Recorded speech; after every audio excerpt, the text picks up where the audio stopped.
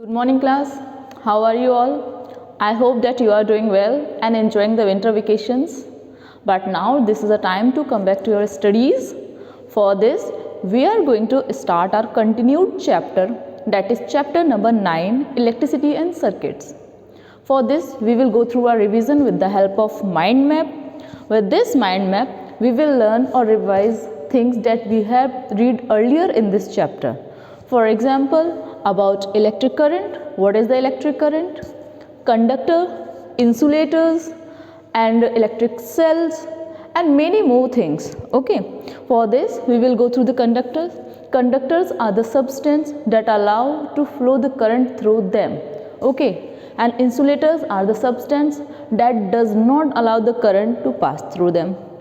Conductor का example आप मान सकते हैं मेटल वायर्स और इंसुलेटर का आप एग्जाम्पल मान सकते हैं कोई भी वुड मटेरियल. ओके, फिर इलेक्ट्रिक करंट क्या है? The flow of charge is known as electric current. Okay, electric cell, इसके अभी अब जब लॉन्ग क्वेश्चन आंसर्स करेंगे तब हम बहुत सारी चीज़ों के बारे में और भी डिटेल में डिस्कस करेंगे.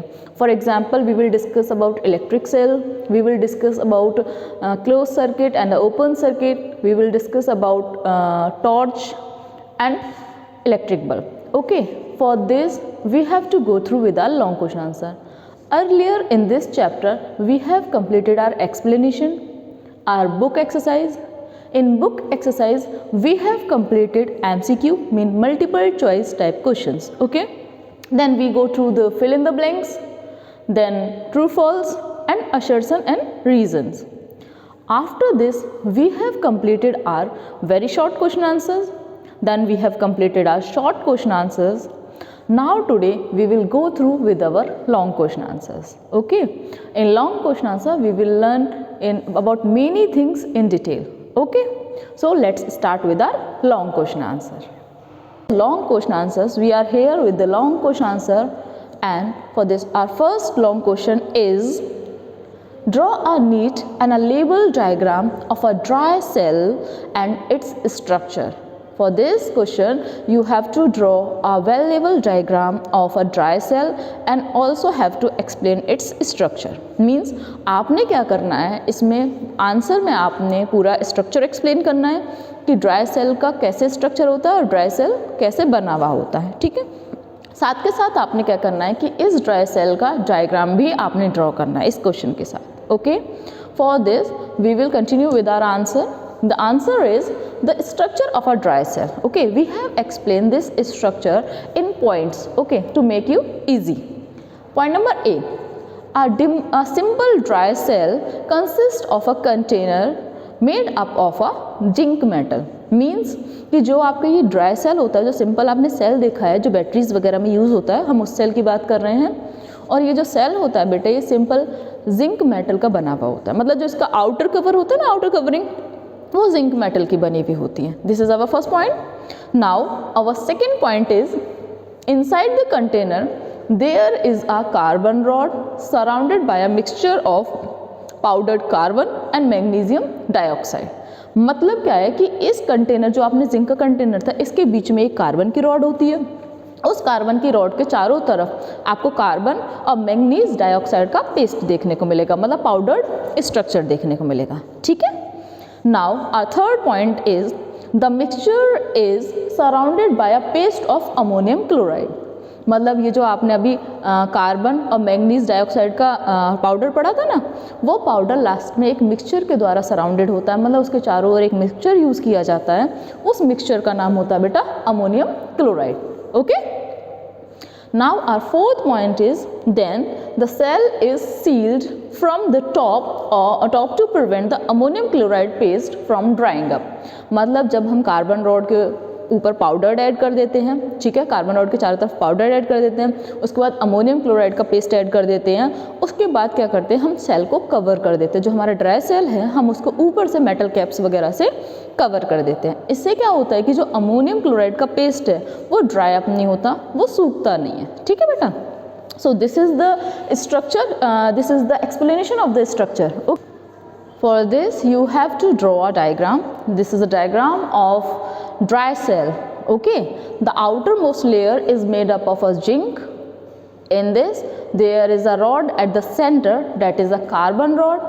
Carbon rod is surrounded by a powdered carbon and manganese dioxide, and then this powdered is surrounded by a mixture of ammonium chloride, and at the top and the bottom the cell is covered with a metal cap which prevents the ammonium chloride from being drying up. Okay, so you have to draw this structure with your answer. Now moving toward the next question, then we are moving to our second question. The second question is, draw an open and a closed circuit diagram and write the component of electric circuit. Means for this question you have to draw a diagram of a closed and an open circuit, and then you have to explain the various component of the circuits. Means कि जितने भी component, essential components ज़रूरी होते हैं किसी भी circuit को complete करने के लिए, हमें क्या चाहिए कि हम उन सारे component को explain करें. Okay, for this we are going through with the answer. The components of an electric circuit are, first, a source of electricity. Means हमने पढ़ा था कि अगर आप कोई सर्किट बना रहे हैं तो उसमें 4 चीज़ें बहुत इंपॉर्टेंट है, जैसे कि सोर्स ऑफ इलेक्ट्रिसिटी, कोई भी इलेक्ट्रिक अप्लायंस, साथ के साथ a metal wire and a switch और a key. Okay, let explain these. The source of electricity means कि कोई भी ऐसा सोर्स जो आपके सर्किट को इलेक्ट्रिसिटी प्रोवाइड करता है. मीन्स या फिर बैटरी या फिर सेल, लाइक अ सेल और अ बैटरी. मतलब सेल या बैटरी क्या करते हैं बेटा? A source of energy, a source of electricity. Means ये क्या करते हैं कि आपके सर्किट को इलेक्ट्रिसिटी प्रोवाइड करते हैं. Okay, now an electrical appliance मतलब कोई भी इलेक्ट्रिकल अप्लायंस. फॉर एग्जांपल कि अगर आपने अपना सर्किट बनाया हुआ है, अगर आपने कोई भी सर्किट बनाया हुआ है तो उसमें आप कोई ना कोई अप्लायंस ज़रूर ऐड करेंगे. मतलब कोई ना कोई ऐसी चीज़ ज़रूर ऐड करेंगे जिससे आपको पता चलेगा कि आपके सर्किट में करंट फ्लो हो रहा है या फिर नहीं हो रहा. ठीक है, for this we can take a bulb. Okay, it works due to the flow of current. मतलब जो भी इलेक्ट्रिक अप्लायंस आपने ऐड कर रखा है वो इलेक्ट्रिक करंट की वजह से वर्क करेगा. अगर करंट फ्लो होगा तो वर्क करेगा, नहीं फ्लो होगा तो नहीं वर्क करेगा. Okay, for this we have taken the example of bulb. Okay, now a metal wire means एक मेटल वायर ये क्या करता है बेटा? आपने पढ़ा होगा ना, मेटल वायर क्या करता है? इलेक्ट्रॉन्स को पाथ प्रोवाइड करता है. जब इलेक्ट्रॉन्स पास होते हैं तभी वायर के अंदर करंट पास होता है. ठीक है, it provide the path for a flow of electric current. मतलब ये क्या करेगा कि मेटल वायर क्या करते हैं बेटा? आपके सर्किट में जो करंट फ्लो हो रहा होता है उसको पाथ प्रोवाइड करते हैं, साथ के साथ रास्ता देते हैं कि आपने ऐसे ऐसे फ्लो होना है. ठीक है, अ स्विच और अ की. फिर लास्ट है अपना कोई भी स्विच या फिर की. मतलब आप क्या करेंगे, अगर आपके सर्किट में स्विच है या फिर की ऐड हो रखी है तो आप क्या कर सकते हैं, आप इजीली अपने जो सर्किट बनाया है उसे ऑन कर सकते हैं और साथ के साथ उसे ऑफ भी कर सकते हैं. ठीक है, this will make you to on और ऑफ द सर्किट ईजी. तो स्विच का काम है, it regulates the flow of current in a circuit. में आपने अगर स्विच ऑन कर रखा है तो करंट फ्लो होगा, लेकिन अगर आपने स्विच ऑन नहीं किया हुआ है बेटा तो आपके सर्किट के अंदर करंट फ्लो नहीं होगा. Okay, it will come under your work कि आप स्विच ऑन करना चाहते हैं या फिर स्विच ऑफ करना चाहते हैं. Now the diagram of this chapter are, these are the diagrams of this chapter, open circuit and a closed circuit. So you have to draw these diagrams in your notebook with this answer. Okay, after this we will go through with our third question. Now our third question is describe the structure of torch and explain its working with the help of circuit diagram. Means in this question you have to explain the structure of torch and its working, and also you have to draw a well labeled diagram with this chapter. Okay, means आपने क्या करना है कि सबसे पहले इस chapter में आपने इसका स्ट्रक्चर एक्सप्लेन करना है कि एक्चुअली टॉर्च कैसे कैसे बनती है, क्या क्या कंपोनेंट्स लगते हैं लाइन वाइज, उसने एक्सप्लेन करना है. साथ के साथ आपने इसकी वर्किंग भी एक्सप्लेन करनी है कि एक्चुअली टॉर्च कैसे वर्क करती है. ठीक है, और साथ में आपने क्या करना है, इस टॉर्च का डायग्राम भी बनाना है. ओके, डायग्राम प्रॉपरली लेबल्ड होना चाहिए, उसके सारे कंपोनेंट्स आप अच्छे से लेबल करेंगे. ठीक है, now we are going through with this answer. The answer is for the structure of torch. Firstly we will go through the structure of torch. Okay, then we will come to the working. ठीक है, structure पढ़ते हैं. A torch has a simple structure it's main parts are, जो torch है ना, torch भी आपका क्या है बेटा, एक सिंपल इलेक्ट्रिक सर्किट आप समझ सकते हैं, ठीक है। इसका स्ट्रक्चर बहुत सिंपल है, इसके पार्ट्स हमने एक्सप्लेन कर रखे हैं। Let's go through with the parts, okay. First is plastic case, मतलब इसमें क्या है कि आपने देखा होगा टॉर्च की जो आउटर कवरिंग होती है वो प्लास्टिक की बनी हुई होती है, ठीक है, उसे आप बोलेंगे प्लास्टिक केस, ठीक है। It holds all the component of the torch, वो प्लास्टिक केस जो होता है, जो आपका प्लास्टिक की आउटर कवरिंग होती है, ये क्या करता है कि टॉर्च के अंदर जितने भी कंपोनेंट्स होते हैं, सेल है, वायर्स हैं, बल्ब है, इन सबको होल्ड करती है। उसका काम होता है इन सबको इकट्ठे करके रखना, ओके। सेकेंड इज बल्ब, आपने देखा ना टॉर्च में एक बल्ब होता है। अब बल्ब का क्या काम होता है, ठीक है, bulb a source of light काम करता है, मतलब जब बल्ब ग्लो होता है तभी तो सोर्स ऑफ लाइट होती है, तभी तो लाइट आपको मिलती है। तो bulb the source of light usually an LED और फिलामेंट बल्ब, इसमें कौन से बल्ब यूज होते हैं, या तो सिंपल एलईडी वो छोटी वाली, ठीक है, जो वाइट कलर की होती है, या फिर फिलामेंट बल्ब जो थोड़ा सा येलोइश और ऑरेंजेस लाइट देती है, ठीक है। तो बल्ब यहाँ पे क्या करता है बेटा, सोर्स ऑफ लाइट का काम करता है, मतलब जब ग्लो होता है, जब सर्किट ऑन होता है तो ग्लो होता है और आपको लाइट मिलती है, ठीक है। इसमें दो तरीके के बल्ब यूज होते हैं, एक तो एलईडी बल्ब और साथ के साथ filament bulb, okay. Now we will go through the third point, that is batteries, okay. आपने देखा होगा जो टॉर्च होती हैं उनमें अक्सर सेल्स वगैरह डाले जाते हैं ना, ऐड किए जाते हैं, पुराने सेल अगर ख़राब हो जाते हैं उन्हें निकाल देते हैं, फिर हम उसकी जगह नए सेल इनर्ट करते हैं ताकि आपकी टॉर्च अच्छे से वर्क कर सके, ठीक है। तो सेल्स क्या करते हैं, provide the power to the bulb, मतलब जो बल्ब होता है उसको पावर प्रोवाइड करता है, मतलब सोर्स ऑफ एनर्जी प्रोवाइड करता है, ठीक है बच्चे। नेक्स्ट स्विच, स्विच मतलब turn the torch on end of. हमने अभी ऊपर सर्किट वाले में पढ़ा था कि स्विच का क्या काम होता है, कि आपका सर्किट ऑन करना है या ऑफ करना है, ये स्विच का काम होता है। तो यहाँ भी जो टॉर्च ऑन और ऑफ कैसे होगी, इसका जिम्मेदारी स्विच के ऊपर है। आप अगर स्विच ऑन करते हो तो आपकी टॉर्च ग्लो करेगी, अगर आप स्विच ऑन नहीं करते हैं बेटा तो आपकी टॉर्च ग्लो नहीं करेगी, okay. For this switch will work in on end of your torch, okay. Now the fifth point is reflector. मैंने आपको एक्सप्लेनेशन के टाइम पे पढ़ाया था कि टॉर्च का जो होता है पीछे एक शाइनी रिफ्लेक्टर होता है, शाइनी सरफेस होता है, ठीक है। वो क्या करता है, लाइट को रिफ्लेक्ट करता है, ठीक है, तो उसे हम रिफ्लेक्टर बोलते हैं। तो रिफ्लेक्टर में क्या है, a shiny surface around the bulb that focus the light, मतलब बल्ब के चारों ओर ऐसे करके एक शाइनी रिफ्लेक्टर सरफेस होता है। वो क्या करता है कि जितना बल्ब ग्लो होता है और उसकी लाइट जो डिफरेंट डायरेक्शंस में जाती है उन सबको एक पर्टिकुलर डायरेक्शन में फोकस करता है, okay. This is the structure, this is the structure of the torch. Now we will go through the working of a torch.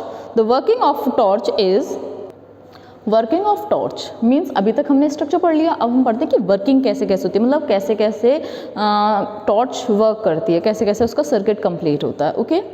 When the switch is turn on, जब आप switch को on करते हो, it complete the circuit. मैंने आपको पढ़ाया हुआ था कि टॉर्च के अंदर भी एक सिंपल सर्किट होता है जो कि स्विच के थ्रू ऑन और ऑफ होता है। तो जब भी आप अपना स्विच ऑन करते हो तो इससे क्या होता है कि आपका सर्किट कंप्लीट हो जाता है।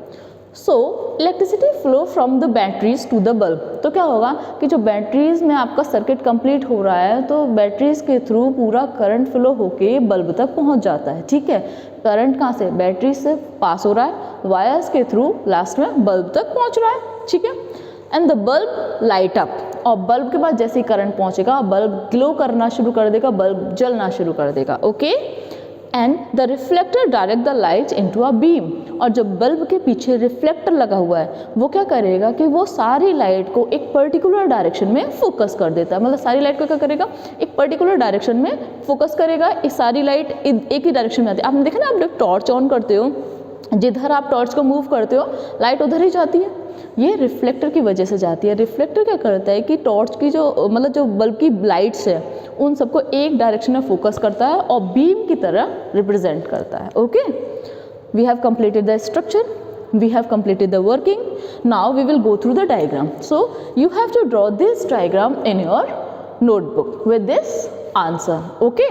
So this is the diagram of the torch and you have to draw this diagram in your notebook with this answer, okay. Now our fourth question is cut. Question number 4 is cut. It is an activity based question, so it is cut.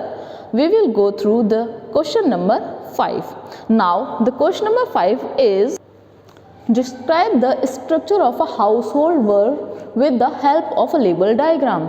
Means in this question you have to explain the structure of a household bulb. मतलब जो simple bulb होता है filament वाला जो हमने chapter में पढ़ा था, आपने उसका स्ट्रक्चर एक्सप्लेन करना है एंड साथ के साथ उसका डायग्राम भी ड्रॉ करना है. Okay, for this we have explained this answer in the points. Okay, now the structure of an electric bulb. An electric bulb is made up of spherical glass shape fixed on a metallic base. Means हमने chapter में ही पढ़ा था और answer में भी लिखा हुआ है कि जो ये आपका इलेक्ट्रिक बल्ब होता है, वाइट वाला सिंपल वाला बल्ब जो होता है, ये किसका बना हुआ होता है? वो स्फेरिकल ग्लास, मतलब जो आपने देखा ना इसकी जो स्फेरिकल शेप होती है, ग्लास शेप, कांच का स्फेरिकल शेप का एक कांच होता है उसका बना हुआ होता है, और वो जो ग्लास है वो एक मेटल बेस के ऊपर, मतलब जो नीचे का इसका बेस होता है वो मेटल का होता है, उस मेटल बेस के ऊपर ये स्फेरिकल ग्लास फिक्स होता है. Okay, second point is there is a thin coiled wire inside the bulb called filament and it is made up of tungsten. Means जो ये आपने स्फेरिकल ग्लास पढ़ा है इसके अंदर क्या होगा, आपको पतला सा एक वायर देखने को मिलेगा, उस वायर को हम बोलते हैं फिलामेंट. ओके, हम उस वायर को बोलेंगे फिलामेंट. और फिलामेंट किसका बना हुआ होता है? फिलामेंट एक स्पेशल मेटल का बना हुआ होता है, उसको आप बोलेंगे tungsten. Okay, now to the third point, the filament is supported by two thick wires on two side. जो फिलामेंट होता है वो टू थिक वायर्स के द्वारा, मतलब आपने देखा दो पतले पतले से तार होते हैं उसके ऊपर फिलामेंट होता है, तो जो फिलामेंट होता है वो टू थिक वायर्स का द्वारा सपोर्ट करा जाता है और ये वायर्स मेटल के बने हुए होते हैं. मतलब ये क्या करते हैं कि इलेक्ट्रिसिटी को फिलामेंट तक पास करते हैं. Okay, out of these two wires, मतलब इन दोनों वायर में से one is connected to a metal piece at a tip of the base. इन दोनों में से जो एक होता है वो बेस की टिप पे कनेक्ट होता है, ठीक है, और other is connected to the metallic base, और जो दूसरा वाला है वो नीचे मेटलिक बेस तक कनेक्ट होता है. मतलब जो दो वायर्स हैं वो उनकी जो पोजीशन है कहाँ वो कनेक्ट होंगे वो अलग अलग है. मीन्स जो पहला वाला है वो तो टिप पे कनेक्ट होता है, बेस की बिल्कुल टिप पे, और जो सेकेंड वाला वायर होता है बेटा वो मेटलिक बेस में नीचे कनेक्ट होता है. ठीक है, These form the terminals of the bulbs. और ये दोनों क्या करते हैं, दो वायर मिला के टर्मिनल्स बनाते हैं. ठीक है, ये दोनों टर्मिनल्स क्या करते हैं कि पूरे सर्किट को कंप्लीट होने में हेल्प करते हैं. Okay, and we have completed the structure of the bulb. Now we will go through the diagram of the bulb. Now this is the structure of the bulb. You have to draw this structure with this answer. This is a simple household bulb. Okay, in this you have to make this spherical glass. Okay, two wires and a filament. Okay, so you have to complete this diagram with this question. Okay, class, here your long question answers are completed. Now we will go through the chapter again with what we have completed till now. Okay. Now the question answer is completed. We are recalling our chapter again what we have completed till today. Okay, in this chapter we have completed our explanation in which we have learned about electric current, electric circuit, components of the circuit. Means we have completed the bulb, we have completed switch, we have completed wires and many more things. And after this we have completed the diagram of torch and the many more safety aids which prevents us from electric shocks. Okay, all these things we have completed in our explanation. After this we have completed our exercise in which we have completed our MCQ questions, we have completed our fill in the blank, we have completed true false and assertion and reasons. Okay, this is our book work. Now we will go through the notebook work. In the notebook we have completed very short question answers, we have completed short question answers, and after this today we have completed our long question answers.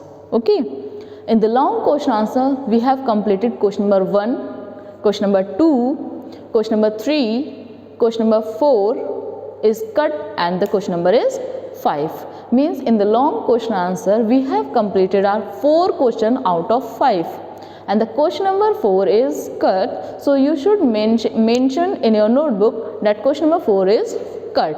Okay, this much we have completed till today. tomorrow we will go through the comprehension of this chapter. Okay, for the comprehension we will firstly read the comprehension and then we will write the answers. Okay. Now today your class is over. I hope that you all are enjoying the class. Okay class.